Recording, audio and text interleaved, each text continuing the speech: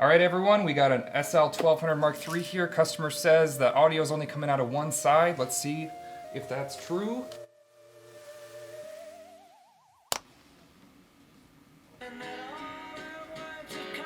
That side's good.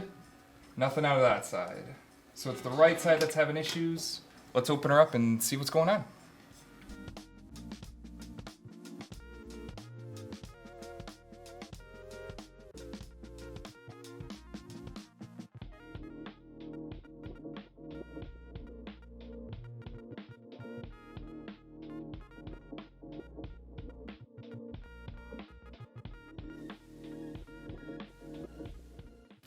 So we replaced the RCA cables and this thing's working just like new. If you need a repair done like this, check out EMIaudio.com.